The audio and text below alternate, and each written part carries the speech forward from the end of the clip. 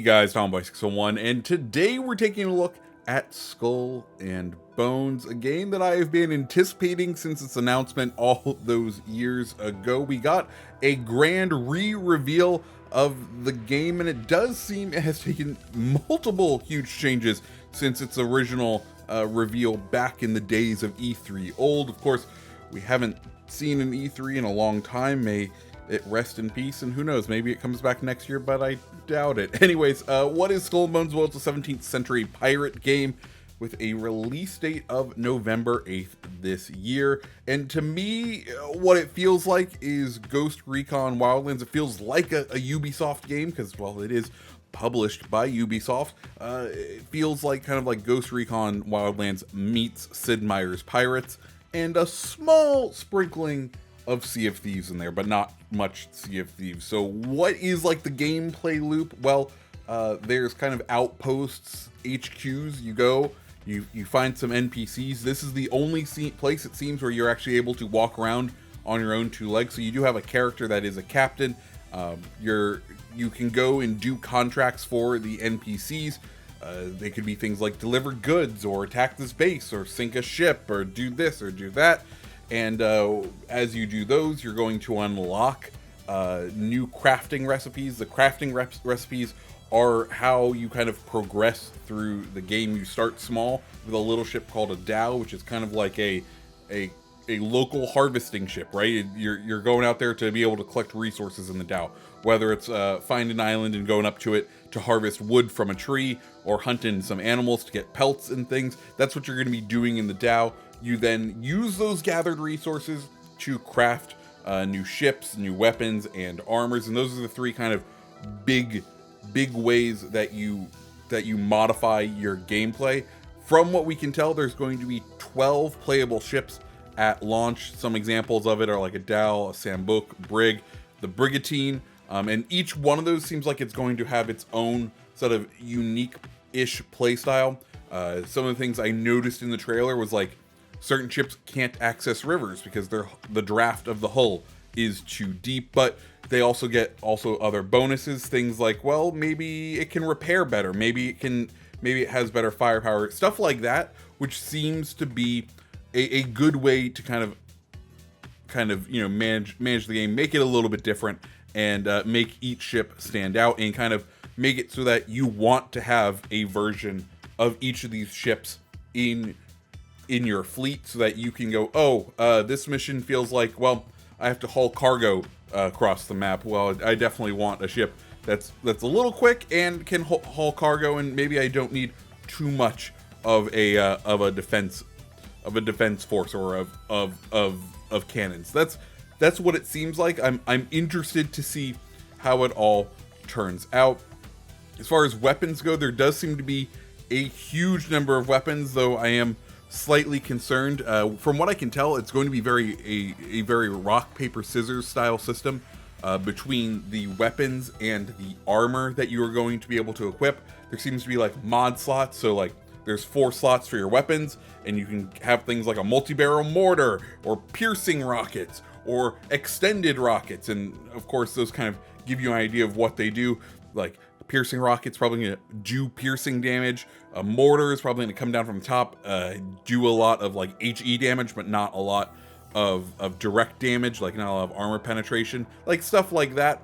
And then the armor, it looks like it could be a variety of ways to reinforce your ship, whether it be more wood, stuff like terracotta, metal, and each one of those is going to have a rock, paper, scissors. It's going to either be strong, weak, or neutral to like piercing damage, or explosive damage, or fire damage, and stuff like that. So it feels like there is going to be a good combat loop there, though I am slightly concerned, because it also just feels like you're going to very much kind of be like, well, I'm going to win this battle because I have the right armor compared to the other guy's loadout, but there's no way to really plan ahead, right? That I kind of feel like that's going to end up being what it is it's going to be more of a dice roll when it comes to PvE and PvP combat. Oh, by the way, this game can be played in both PvE and PvP. There's kind of basically 2 versions of servers, a PvP server, which lets you play the full game, but there's going to be people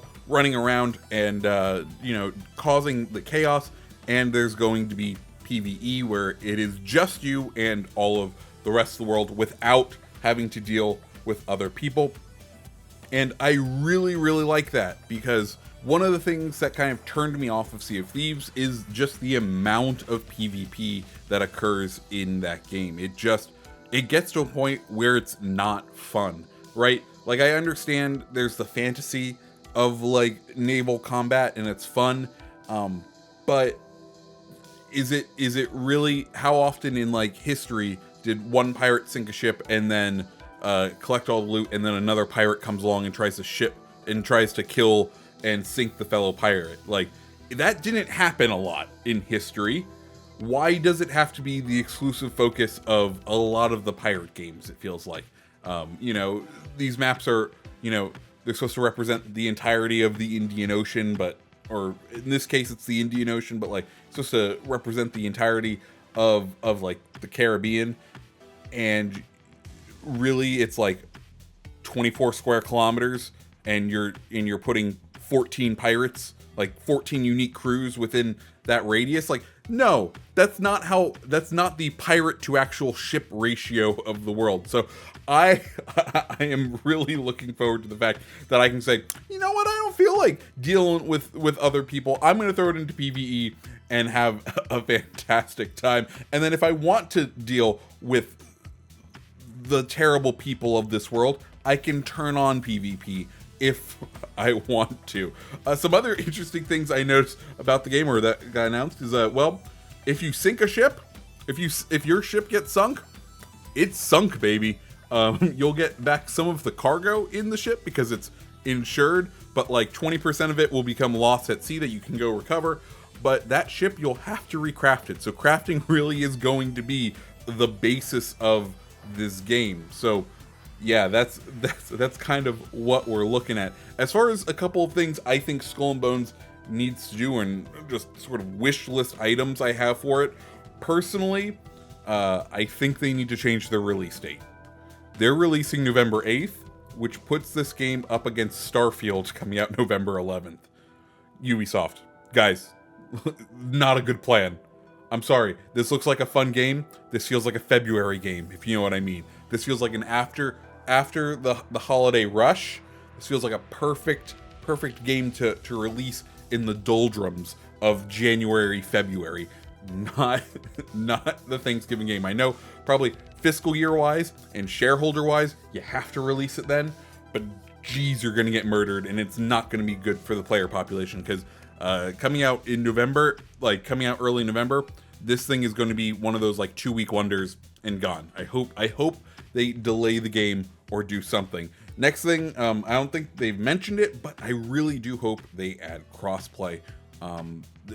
Crossplay would be a ton of fun, being able to play with different ways. I know if you're not a usual watcher of this channel, I'm one of the community contributors for another naval combat game called World of Warships Legends, and one of the fellow community contributors, Hipper, we've already agreed that we're probably going to stream this game together at some point, because we're both into naval combat games, and this seems like it could be fun. And personally, while I have my Xbox Series X, and I love my Xbox Series X to death, I also recently bought a nice graphics card, and I'd love to play it on my ultra-wide monitor. But, you know, who knows? I would love to be able to play with my friends, because I also know that a couple of my friends, they've decided to go down the route of upgrading their PC, and I can't blame them. That's where they've spent their money this generation. Don't blame them. It would be nice to be able to play with them on whatever platforms that we want. Finally, I think they really need to focus down on making a variety of missions. This game, for me at least, is going to sink or swim based on the gameplay loop. And if there's only a couple of loops, if it's only ever basically drive to this place, shoot the thing, and drive back or sail back, it's going to be kind of rough. I hope they add a little bit more depth. They seem to have added depth to the weapons and things.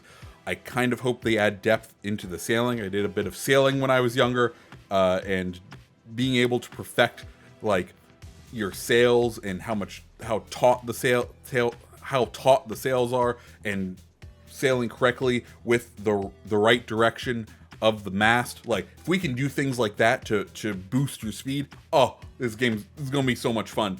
The last little, like, please add this, because the gameplay seems to be very much from a first-person point of view and directly behind the captain's wheel. Please add a VR mode for PC. Like, please. It looks like it would be so much fun to play this game in VR, and I would absolutely love to be able to. So yeah, guys, that's Skull and Bones. That's what I'm excited for. Are you excited for Skull and Bones? Let me know down in the comments below. If you liked the video, go ahead and hit the like button, hit the subscribe button, and I hope you have a fantastic rest of your day. See ya.